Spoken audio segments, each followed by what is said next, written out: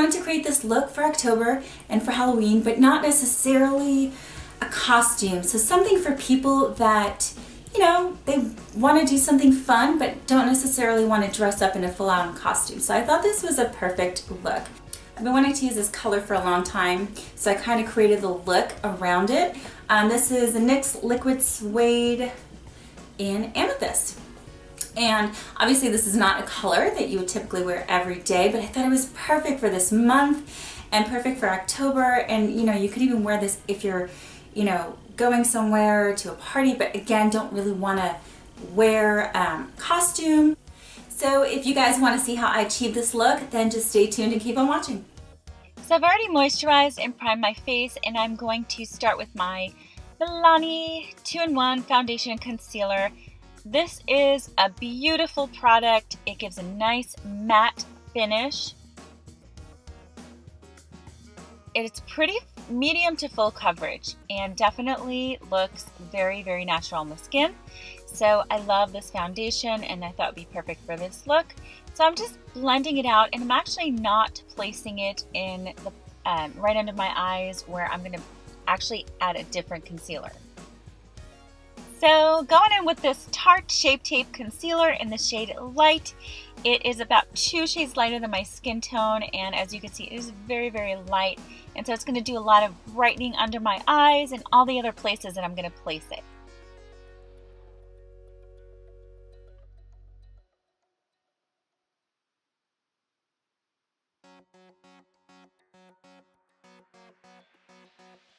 Going back in with that Real Techniques brush, I'm going to buff that concealer into my skin. I like to start in the places where I have applied the least amount of concealer and work my way to the thickest amount, which is under my eyes, and I take the excess and I will place that on my lids. So in order to set everything in place, I'm going to use the Laura Mercier translucent powder, and I'm going to basically stipple that into my skin all over my face.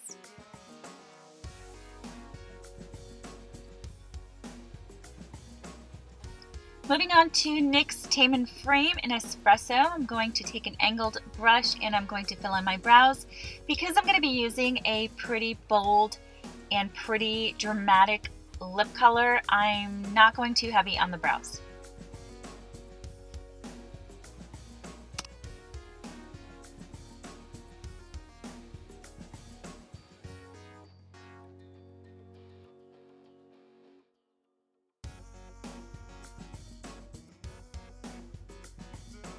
And brows are done. So moving on to this beautiful purple Wet n Wild palette, I'm going to take the lightest color, which is the base, and I'm going to take it and put it all over my lid. And then that color you saw there that basically I hit pan on a long time ago is Bamboo from MAC. I love this as a transition color, and so I'm kind of warming up that area because I'm going to put a lot of cool tones over it. Then I'm taking that purplish color and I'm putting it on the outer corner of my eye and taking the rest, and I am just blending it into the crease.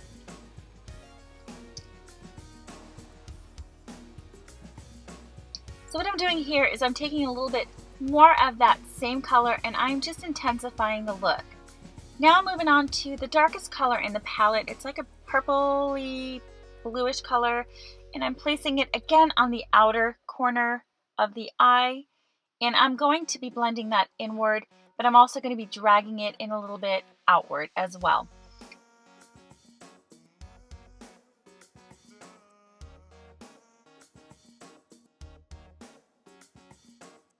So I'm taking that same brush that I packed it on and I am blending this dark shadow out. So I'm blending it outwards, as you can see, kind of like an almond cat eye effect, and whatever was left on the brush is what I was putting into the crease. I wanted the darkest part of this look to be in that outer part of the eye, and so you don't want to take too much of that dark pigment into the crease.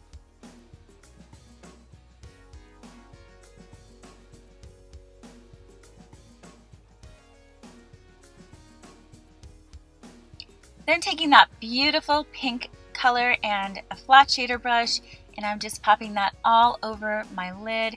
And all of these colors are buildable, so I needed to do this a couple of times and really with all of the colors, but it's actually kind of nice because when you're using dramatic colors like this, you know, you don't know how it's going to turn out, and it's better to start off with a lighter shade and then kind of build up.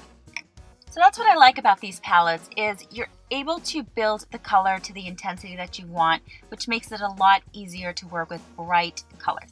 Then I'm taking that color that I used all over my whole eye earlier, the cream color, and I am just defining below my brow bone and making it a little bit brighter. And I'm moving on to a shader brush, and I'm basically doing the same exact thing on my lower lash line that I just did on my upper lid. And so where there's pink right below, I'm going in with that shader brush and I'm adding pink, and then I'm moving on to the purples and bringing that out to the outer part of the eye and connecting it to the purples on the upper part of the eye.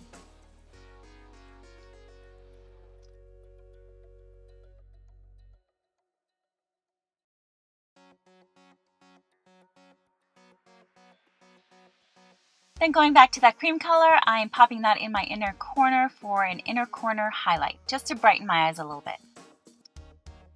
Moving on to one of my favorite gel liners. This is a Marc Jacobs gel liner in black, and I'm just tight lining and popping it in my waterline.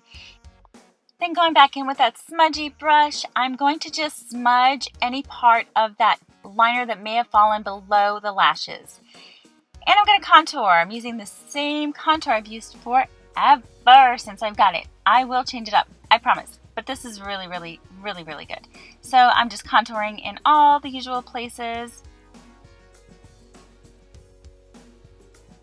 Then moving on to butter bronzer, I'm going to go over where I contoured and just blend it out and add a little bit more color and more of a sun-kissed glow. This is a really nice bronzer. It's very, very blendable and natural. It does a really nice job of blending. Going back to that contour shade, I'm just going to do a very little bit of contouring on my nose and right below my lip. And then I wanted a more chiseled effect with the contour, so I took that light powder in that palette, in the Wet n Wild palette, and I'm just placing it right below the contour just to give it more of a sharp look. Then I'm going to add Blushing Bride to my cheeks to give them that beautiful flushed look. So I'm going to pop it on the apples of my cheek and blend it backwards. This is a beautiful plummy color, and it's perfect for this look. Okay guys, so this is where I cheated a little bit. This is a matte look, but I did want to add a little bit of glow to my cheeks, but this is barely visible. This is the Hourglass Incandescent Strobe Light. So it's one of their ambient powders, and it is very, very subtle, as you can see. This is a great highlight to wear with a matte look or during the daytime when you don't really want people to know that you're wearing highlight, but you want to look like you have that healthy glow. Then moving on to lashes, I'm curling them and putting some mascara. I'm going to do falsies on top lashes off camera, and there they are. And then I'm going to take that mascara from MAC that I love and use in all my videos for my lower lashes. And now the star of the show. This color is called Amethyst, and it is a NYX Liquid Suede. It is gorgeous. It dries down to an almost matte. It does not feel too dry, and it feels good on the lips, and I love it. So this is the final look, you guys. I hope you enjoyed this video and you had fun watching me create this look. Hope you learned something as always. If you want to see more videos like this, definitely give this video a thumbs up, and I'll be glad to do. This is probably my favorite time of the year, and I love Halloween, so I'll be glad to do tons more videos like this.